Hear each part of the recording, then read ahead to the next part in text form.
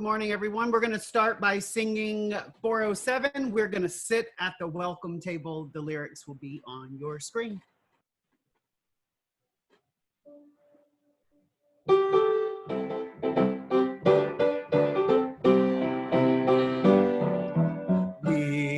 going to sit at the welcome table. We're going to sit at the welcome table one of these days. Hallelujah. We're going to sit at the welcome table. Gonna sit at the welcome table one of these days. All kinds of people around that table.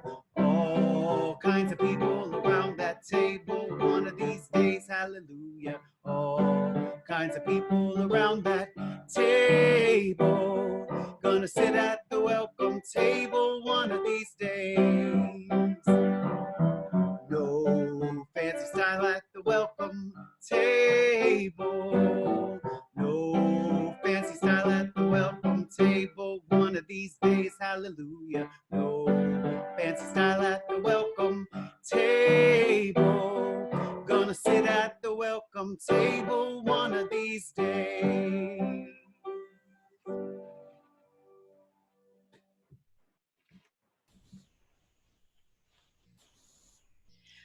Good morning. My name is Meredith Spector, and I am currently a member of the nominating team, the choir, Social Action Council, and the Caring Circle, through which I coordinate the Right to Flourish effort. I have been a member of this congregation for about 14 years. Welcome to this online service of the Unitarian Universalist Congregation of Danbury. We're so glad that each of you are able to join us this morning, and together, in community, we can ensure that social distancing does not mean social disengagement. Our weekly services are more than just a gathering of our physical bodies. It is the forming of a sacred time that we make together. For me, this congregation has become the fabric that both supports me and allows me to move in engaged relation to my world, and will remain interwoven in my being. When I say that, it reminds me of my Nana Sweet, who was my other parent along with my mother. It's kind of funny how the memories of her come in black and white, like pictures from a Brownie camera. But she was capable and comfortable and neat. She always wore an ironed house dress with a full apron and a half apron that was taken off after chores. And of course, her shoes were sturdy black lace-up 2-inch heeled Oxfords, and she had support stockings. Sometime in my mid-childhood, she asked me for a little help lacing a contraption I had never seen before. Wow, that corset had trusses and stays and hooks and eyes, and I have never forgotten how fabric, whether actual or spiritual, has the power to hold you up. Whether you are well-versed in the technology of teleconferencing or this is your first venture, we welcome you.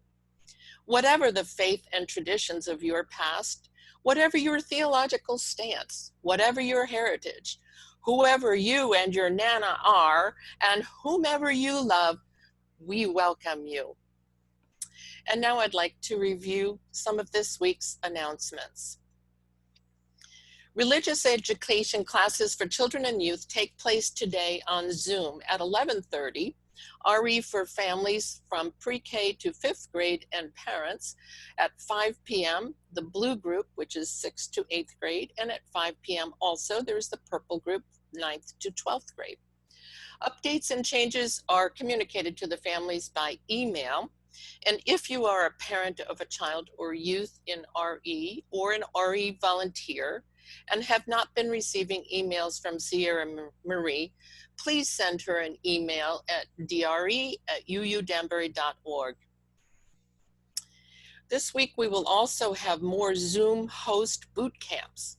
So if you have a ministry or team to lead, or simply just want to learn how to host in Zoom, These meetings will occur at 7:30 p.m. on Thursday and Friday at 12 p.m. See an email blast for more information and sign up with Sherry if you are interested. Also, we wish to bring to your attention that there will be a celebration of the life of Jacques Jaeger, which will take place on Thursday, April 30th at 10 a.m. in the UUCD Zoom room. Reverend Heather will officiate. Please email Sherry at officemanager@uudanbury.org if you will be attending. The Zoom link will be mailed to you on April 29th. But please be prepared by writing 3 large print words on a piece of paper, which you may share on web camera during the service. Now, we are also calling all musicians. If you are interested in performing during a Sunday service or possible online cabaret coffee house, please contact Jerry at musicdirector@uudanbury.org. And this is the time in our service when we will go over some of our guidelines for our online presentations. We will mute your lines in order to optimize audio from the speakers. Webcams, as far as they are concerned, you may select speaker view or gallery view to change the webcam, located in either the top right corner of your screen or above the window frame. You may need to scroll through the many webcam tiles to see your friends or even the speakers. At times, we will have text like this on the screen, and at other times, just the video panes. There is a chat to UU congregation if you want to chat to the UU congregation privately if you have any questions or technical issues. Please hold any feedback on the process or service to a post-service email. You can learn more about us on our website and Facebook page. We encourage you to share our Facebook page, actually, and reach out to others who may be isolated at this time and might benefit from the spiritual connection that is typically available by walking through our open doors on Sunday morning. Again, welcome to the UU Congregation of Danbury, where we welcome all in a spirit of compassion, inquiry, and service. And now, Reverend Heather will lead us in our opening words. Good morning, everybody. It is so good to be with you today. Before this COVID-19 quarantine, I used to leave my home between 7 and 8 o'clock in the morning and drive to Danbury by myself in the car, essentially getting in the zone to lead the Sunday morning service along my way. Now, this is our 7th Sunday having our services entirely online. 7th. And the routine has become a little different. I come down into the laundry room in our basement. Still, something that has not changed is that it is your presence here and the way that we collectively are together in this space that makes this sacred time and that creates the environment for deeper and more soulful connection. You, each of you, whether today is your first Sunday joining us here in the Zoom room or you've been here for all 7, you and the energy and expectation you bring to this time are what makes this spirit nourishing for all the rest of us. And all this is what I mean when I say, it is so good to be here with you today. We witness together today the careening complexities of our world. We acknowledge an unprecedented Earth Day this past week, the 50th Earth Day celebration amidst a time of global pandemic.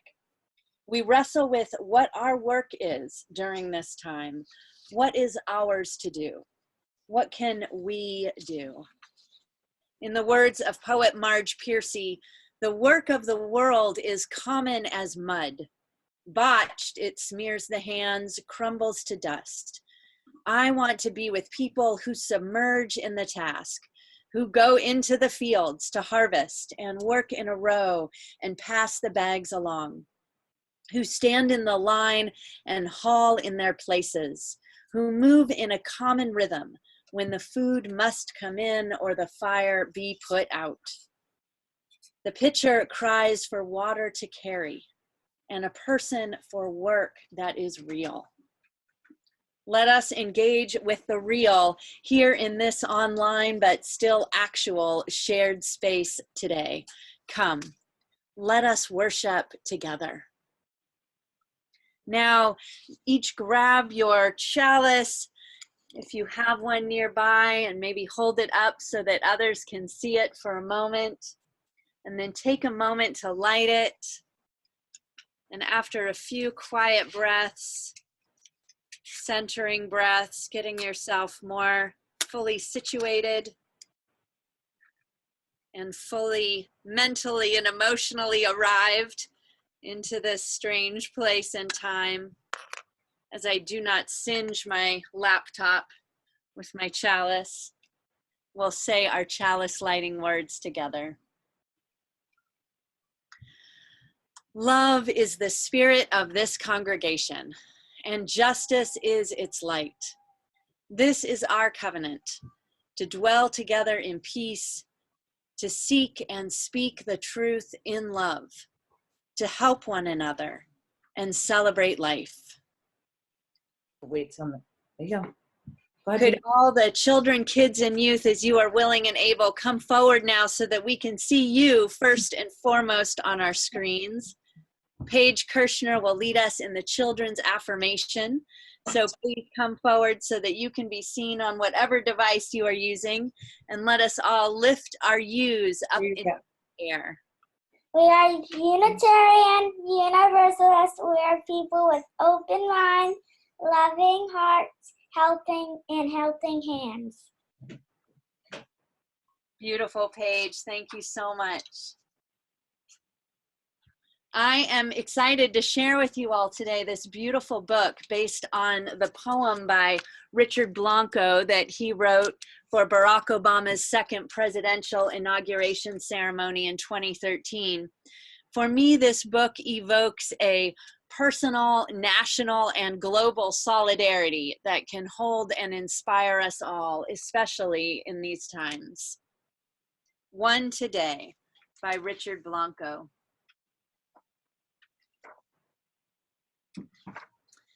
One sun rose on us today, kindled over our shores, peeking over the Smokies, greeting the faces of the Great Lakes, spreading a simple truth across the Great Plains, then charging across the Rockies. One light, waking up rooftops, under each one a story, told by our silent gestures moving behind windows. My face, your face, millions of faces in morning's mirrors and Zoom boxes, each one yawning to life, crescendoing into our day. Pencil yellow school buses, the rhythm of traffic lights, fruit stands, apples, limes, and oranges arrayed like rainbows, begging our praise. Silver trucks heavy with oil or paper, bricks or milk, teeming over highways alongside us, on our way to clean tables, read ledgers, or save lives, to teach geometry or ring up groceries as my mother did for 20 years so I could write this poem. All of us as vital as the one light we move through. The same light on blackboards with lessons for the day, equations to solve, history to question, or atoms imagined. The I have a dream, we keep dreaming. Or the impossible vocabulary of sorrow that won't explain the empty desks of 20 children marked absent today and forever, even in online class. Many prayers, but one light breathing color into stained glass windows, life into the faces of bronze statues, warmth onto the steps of our museums and park benches, even as they are closed right now, and mothers continue to watch children slide into the day. One ground, our ground, rooting us to every stalk of corn, every head of wheat sown by sweat and hands, hands gleaning coal or planting windmills in deserts and hilltops that keep us warm, hands digging trenches, rooting pipes and cables, hands as worn as my father's cutting sugarcane so my brother and I could have books and shoes. The dust of our farms and deserts, cities and plains mingled by one wind, our breath. Breathe.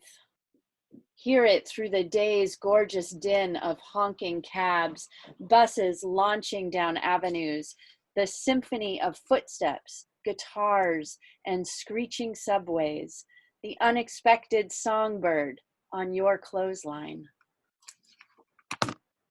Hear squeaky playground swings, trains whistling or whispers across cafe tables, even if they are in your memory or your anticipation right now.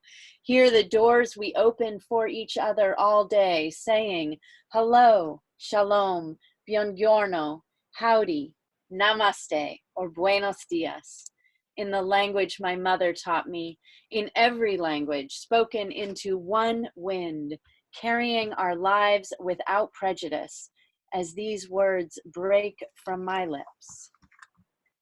One sky, since the Appalachians and Sierras claimed their majesty and the Mississippi and Colorado worked their way to the sea. Thank the work of our hands, weaving steel into bridges, finishing one more report for the boss on time, stitching another wound or uniform, the first brush stroke on a portrait, or the last floor on the Freedom Tower, jutting into a sky that yields to our resilience. One sky, toward which we sometimes lift our eyes, tired from work, some days guessing at the weather of our lives, some days giving thanks for a love that loves you back, sometimes praising a mother who knew how to give, or forgiving a father who couldn't give what you wanted. We head home, through the gloss of rain or weight of snow, or the plum blush of dusk, but always home, always under one sky, our sky. And always one moon like a silent drum tapping on every rooftop and every window of one country, all of us facing the stars. Hope, a new constellation, waiting for us to map it, waiting for us to name it together. All of us are as vital as the one light we move through. Let us now join in singing, led by Jerry, "This Little Light of Mine."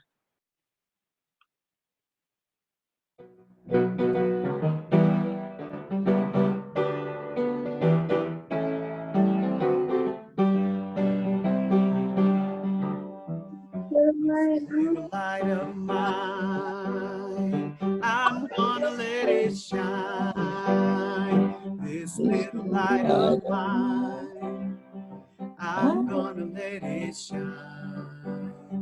This little light of mine, I'm gonna let it shine. Let it shine, let it shine, let it shine. Everywhere I do not go, I'm gonna let it shine. Everywhere I do not go, I'm gonna send my light. Everywhere I do not go, I'm gonna send my light. Let it shine, let it shine, let it shine. Even when online I'm gonna let it shine, even when online. I'm gonna let it shine, even when online. I'm gonna let it shine, let it shine, let it shine, let it shine. Building up a world, I'm gonna let it shine. Building up a world, I'm gonna let it shine. Building up a world, I'm gonna let it shine. Let it shine, let it shine, let it shine.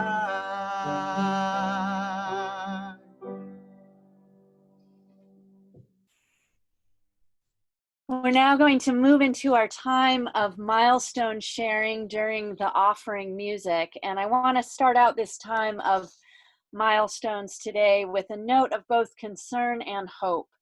I learned this week from one of her sons that longtime UUCD member Jean Rangillian was at Danbury Hospital with a positive COVID-19 diagnosis. Jane Leff was able to reach Jean by phone Friday evening, and they were able to speak to each other. Jean has now been moved out of the hospital to a COVID-19 specific health center. This is a good sign. Please hold Jean in your hearts, prayers, and good thoughts, as I know you will, and Jane may have more to say in the chat. You are invited during the offertory to write in the chat your milestones, the personal news of your life that is either weighing down or lifting up your heart this morning.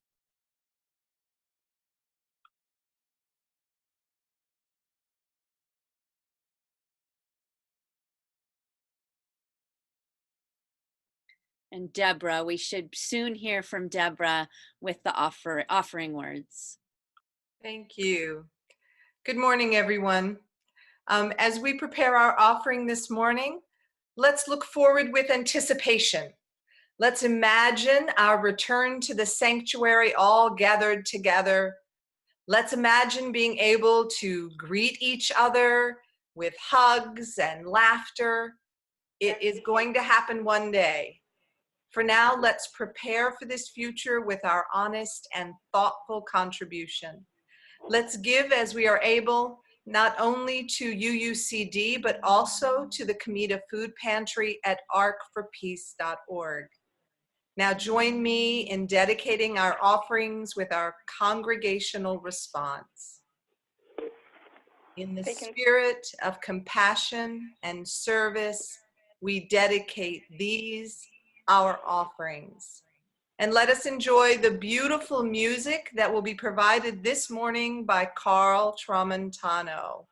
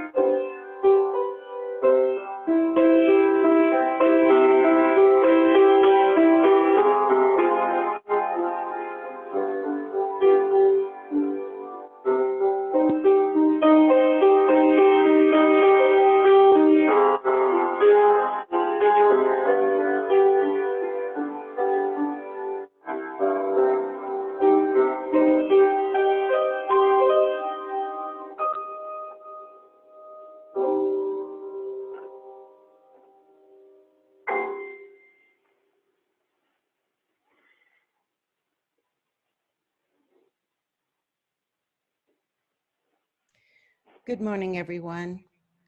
Our first reading is called Blessing When the World is Ending by Jan Richardson. Look, the world is always ending somewhere. Somewhere, the sun has come crashing down. Somewhere, it has gone completely dark. Somewhere, it has ended with the gun, the knife, the fist. Somewhere, it has ended with the slammed door, the shattered hope. Somewhere, it has ended with the utter quiet that follows the news from the phone, the television, the hospital room. Somewhere, it has ended with a tenderness that will break your heart. But listen, this blessing means to be anything but morose. It has not come to cause despair. It is simply here because there is nothing a blessing is better suited for than an ending. Nothing that cries out more for a blessing than when a world is falling apart. This blessing will not fix you, will not mend you, will not give you false comfort. It will not talk to you about one door opening when another one closes. It will simply sit itself beside you among the shards and gently turn your face toward the direction from which the light will come, gathering itself about you as the world begins again.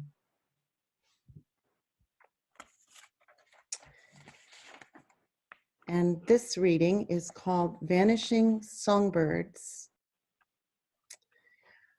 inspired by a quote from Paulo Freire, which is, "I understand history as possibility that could also stop being a possibility." The winds of extinction sing a mournful song in the rustling grass, where the bob-white drums and the meadowlark's melody is vanishing. The winds of extinction sing a mournful song in the dark forest shadows, where the boreal chickadee's voice is no longer heard and the grosbeak serenades a coming hush. The winds of extinction sing a mournful song over the troubled waters, where the great scalp quietly rests for the last time, and the harsh-voiced tern skydives to death. The winds of extinction sing a mournful song while we wait to find our voices to sing for their rebirth.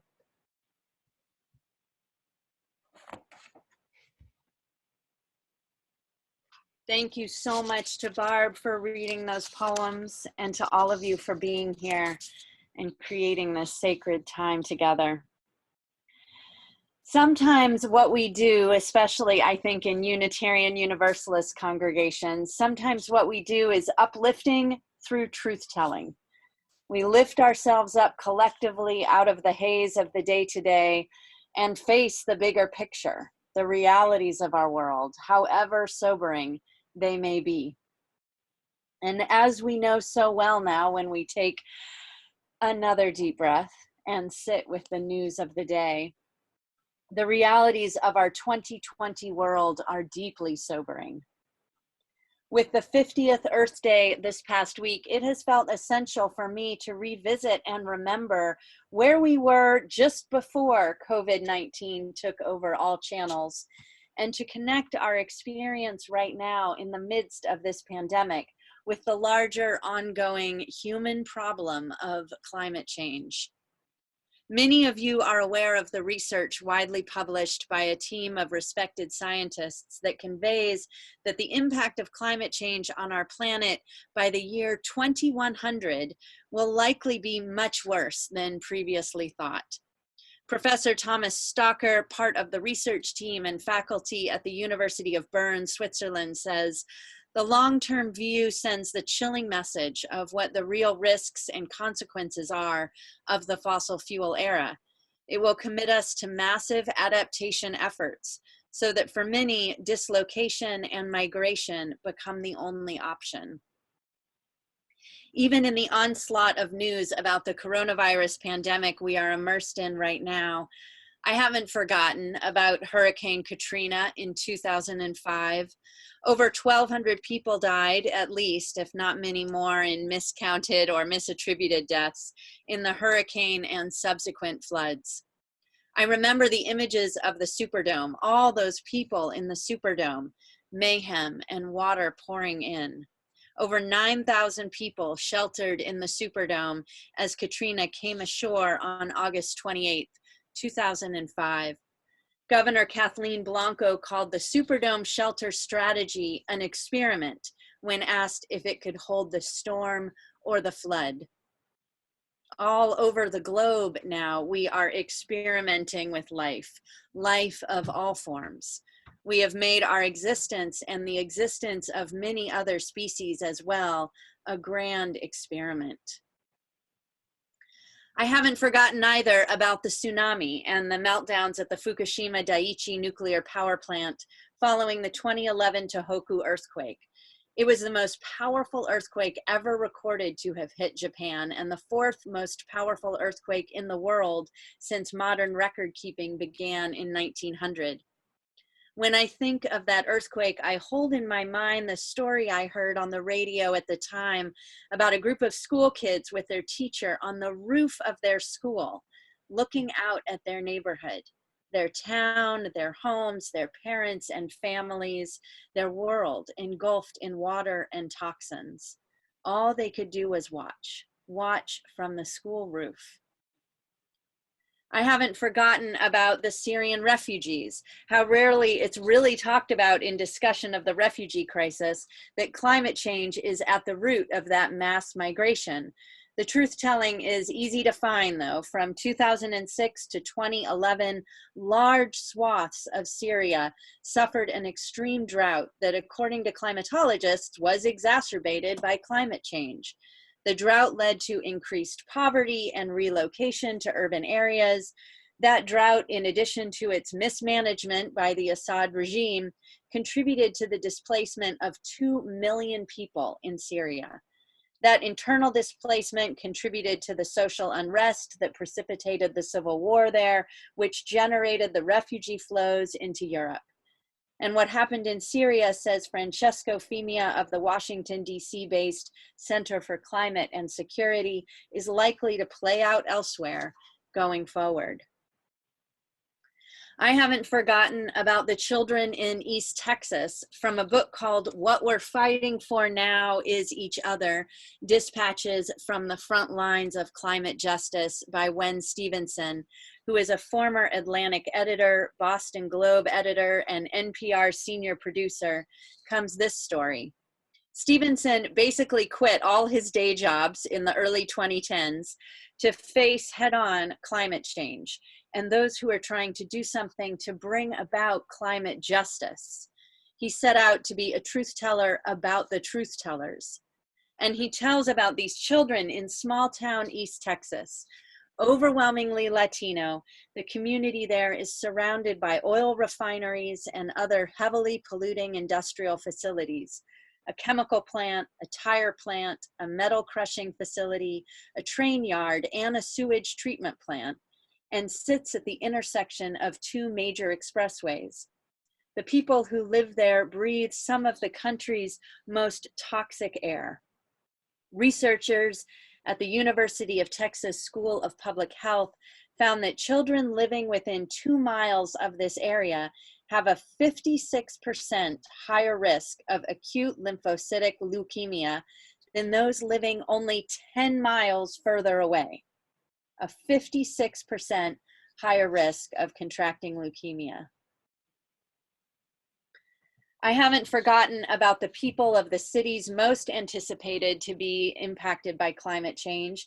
Another study released in February 2016 warned that New York, London, Rio de Janeiro, and Shanghai will be among the cities most at risk to severe flooding by 2100.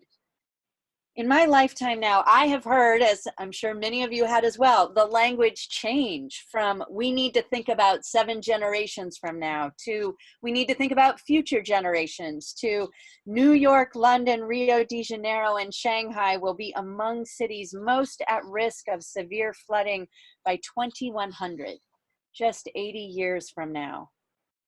What does this mean for our vision of the future, of how soon the future is and what the future even means, of what was once so far off becoming so soon it's already upon us? I haven't forgotten about the powerful presentation of the youth and young adult-led Movement Generation group, which you can look up online. They presented to Unitarian Universalist ministers at a 2015 gathering I was lucky to be at. We vividly learned that the impact of fossil fuel use is not fully felt for decades, that what we are witnessing right now on our planet is climate change based on fossil fuel use only up to 1970 or so. The planet, the oceans, the ice caps, the atmosphere, it takes time for those complex ecosystems to respond. In just the same way as we see the solstices for each season before we experience the weather change, right? It becomes winter and then we start feeling the cool weather because it takes our planet time to respond to even those subtle season changes. So much more dramatically are we experiencing a delayed response to fossil fuel use. So if we are seeing the impact of only up to 1970 in our human use of fossil fuels, what will the impact of our exponentially increased fossil fuel use up to 2020 look like? Some have conjectured that the COVID-19 abrupt halt to global and local travel must surely have positive impacts for the climate. And though that is a wonderful hope, it is the cumulative, over many years and decades impact of our carbon emissions that we are already seeing in climate change. So it will take much more than just this dramatic change in our lives right now to actually have an impact on climate change.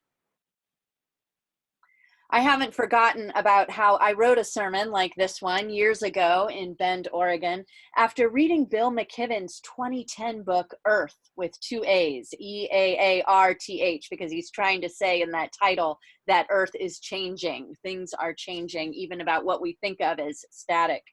Earth is a transformative, incredibly sobering, and yet also redeeming read. I commend it to you. It will seem very prescient to read it right now from your home, both connected and isolated as we are today.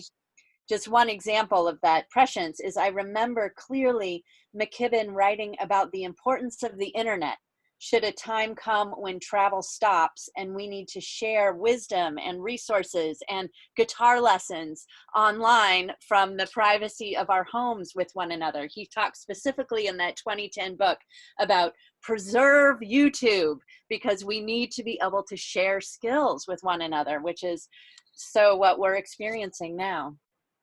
After reading his book, I looked around where I was living and working in Central Oregon, and I saw some things that still strike me.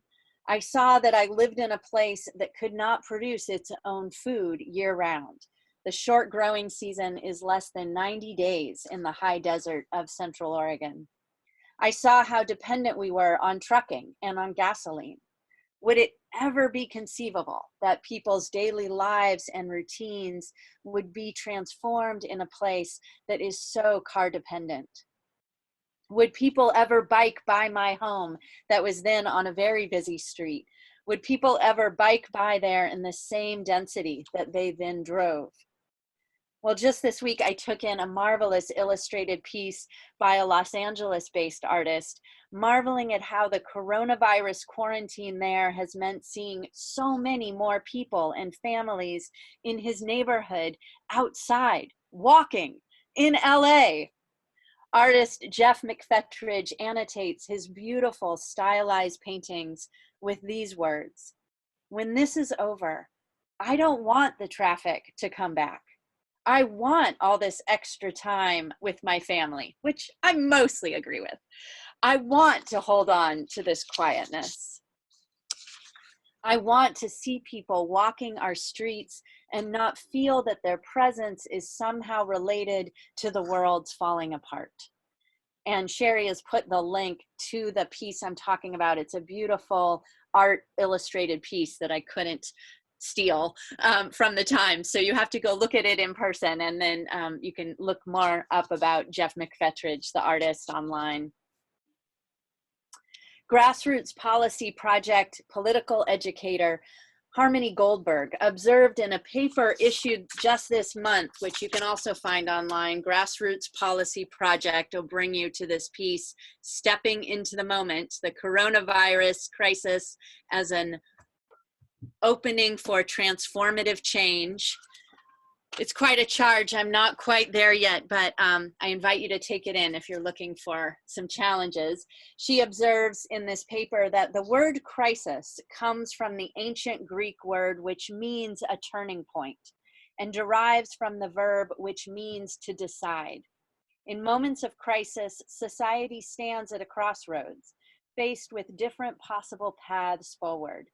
We need to make decisions, individually, collectively, and as a society, about the way to go next.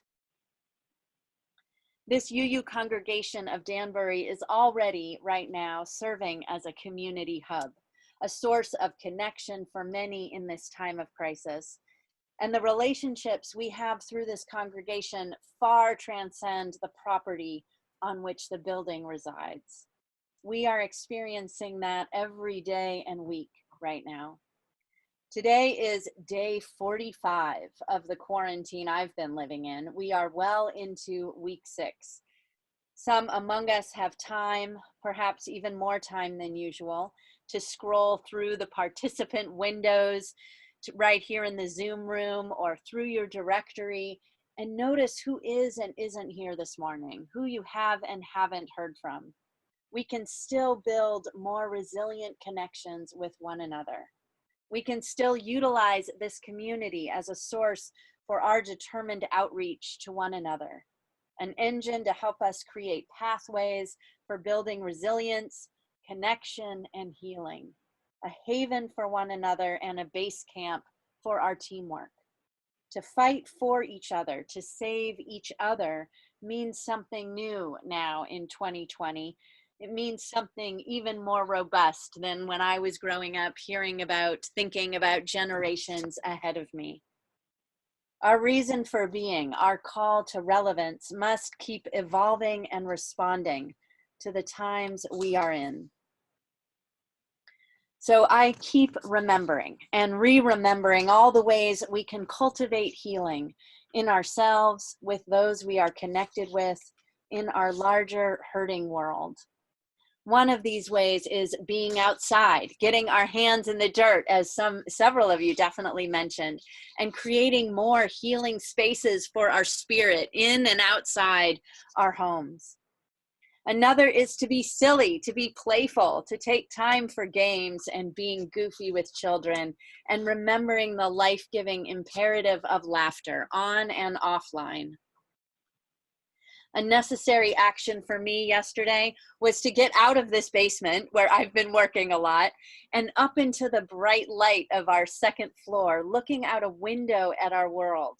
As I went over these words on paper, I was like, I need to get offline. And it was so good for my spirit. If you didn't already, or even if you did, take a moment to write a healing action in the chat.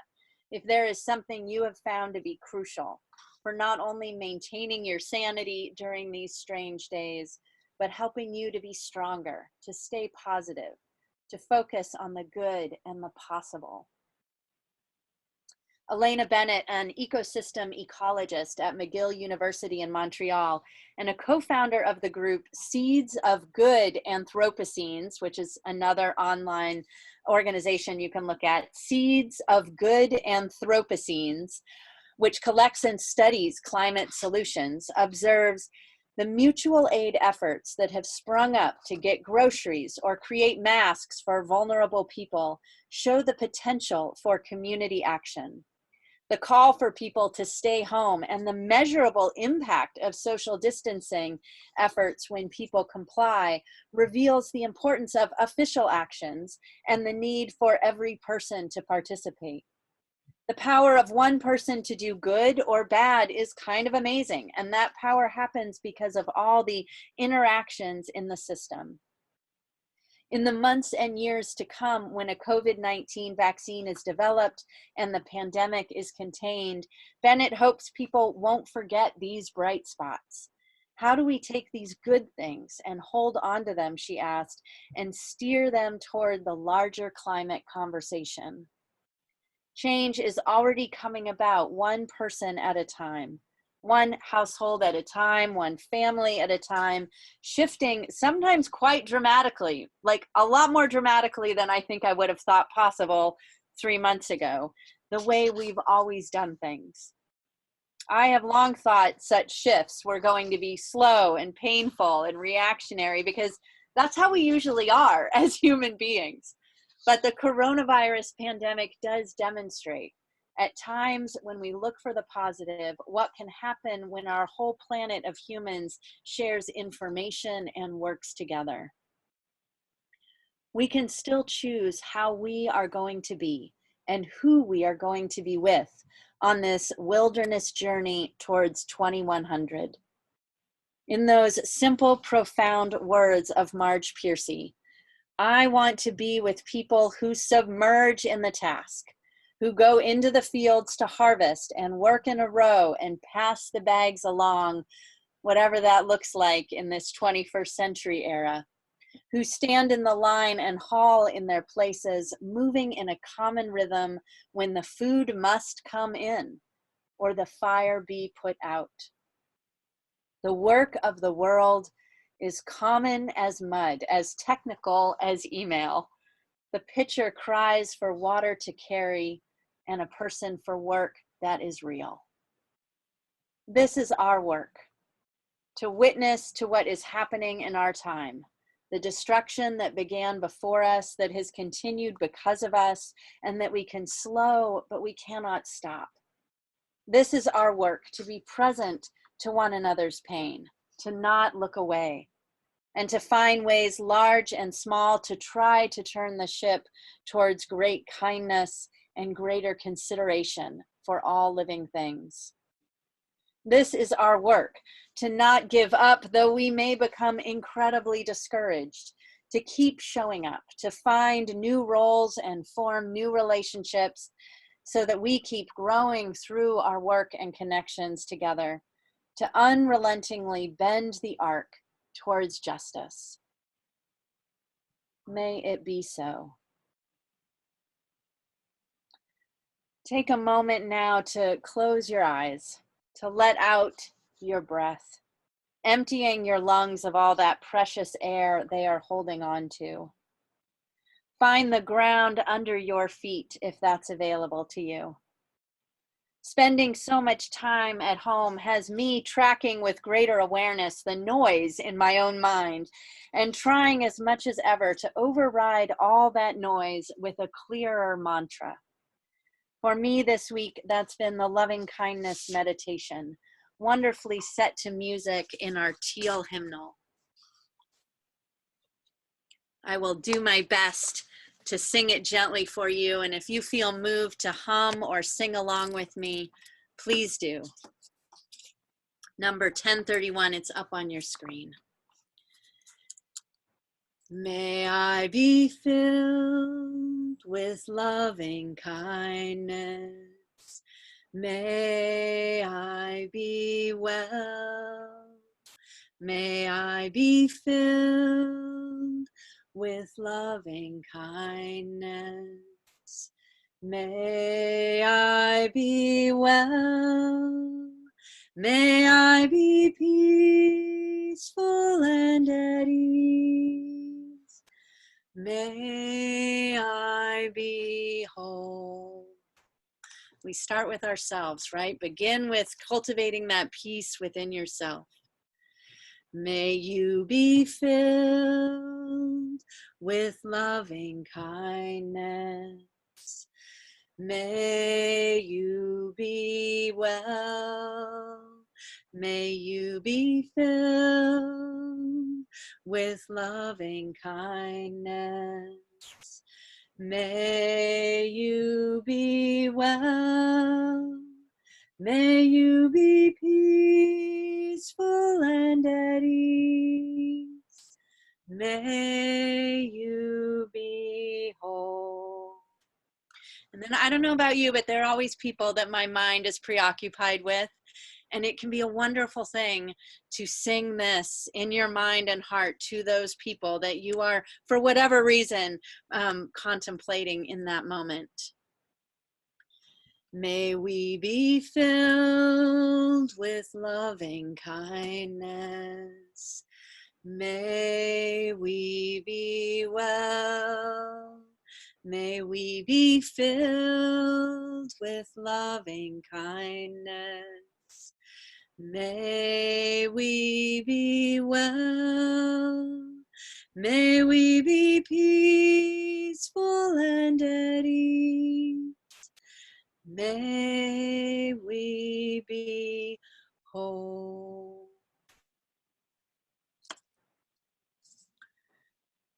That is my wish for all of us, that we keep on with the healing practices that renew our spirit and send our love and our wishes for loving kindness out to one another, those we know, those we struggle with, and those we do not know out in our larger world, who are walking with us in this shared time, whether we know one another personally or not. Join me in another breath of silence, and then we will all sing together with Jerry, Spirit of Life.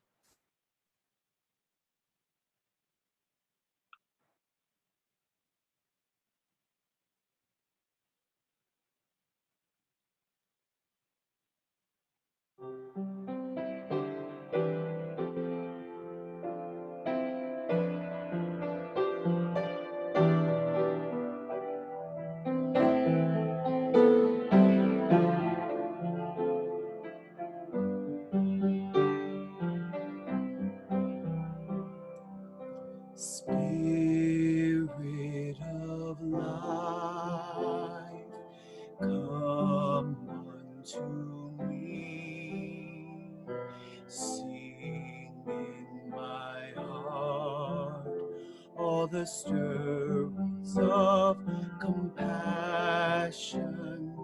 Blow in the wind, rise in the sea, move in the head, giving life the shape of justice.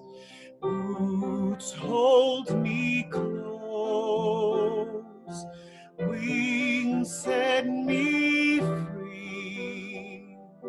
Spirit of life, come to me, come to me.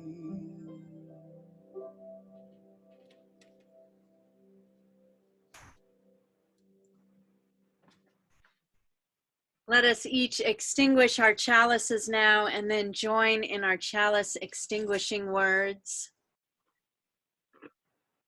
If you can do both at once, more power to you, but I'm trying to avoid any fires on this end. We extinguish this flame, but not the light of truth, the warmth of community, or the fire of commitment. These we carry in our hearts and out into the world until we are together again. Our closing hymn is the rousing, determined, joyful, turn the world around. So please sing with gusto together.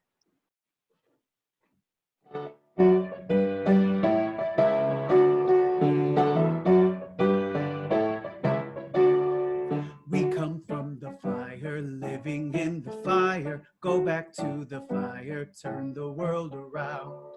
We come from the water, living in the water. Go back to the water, turn the world around. We come from the mountain, living on the mountain. Go back to the mountain, turn the world around. Oh, so is life. Ah, so is life.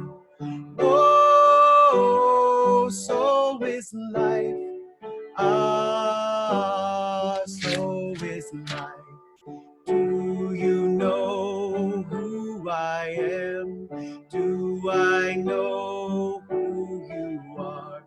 See we one another clearly. Do we know who we are? Do you know who I am? Do I know who you are? See we one another clearly. Do we know who we are? Oh, so is life. Ah, so is life. Oh, so is life. Ah, so is life. Water make the river, river wash the mountain. Fire make the sunlight turn the world around. Heart is of the river, body is the mountain. Spirit is the sunlight, turn the world around. We are of the Spirit, truly of the Spirit. Only can the Spirit turn the world around. Whoa, so is life. Ah, so is life. Whoa, so is life. Ah, so is life. Thank you so much for joining in that. It is a wonderful song. So even if you weren't moved to sing, may it stick in your brain and pop up later in the day. In the words of Stephen Schick's haunting poem, the winds of extinction sing a mournful song while we wait to find our voices to sing for all of life's rebirth. Keep listening for your own voice. What you feel needs to be said or sung or shared or shouted or groaned or yelled or spoken aloud. May this be a community through which we all find our voices again, a source of reconnection and inspiration from which we are replenished for the sometimes grueling work of simply carrying on. We are all on a journey of collective searching for joy, for the possibility of healing, for the possibility of transforming our ways of being in this world for the good of all life. Weave strong webs with each other. And when you turn your device off later today, as I encourage you to do when it works for you, do it with a commitment in your heart to savor the beauty of this world while doing everything you can to bring about the greater healing we all so desperately need. Savor the postlude. Join us in online fellowship after the service by connecting through the chat during the postlude and afterwards. Instructions for that will come up on your screen. Commit to connect this week in some way with someone you may not yet know well. Be good to yourselves and to one another.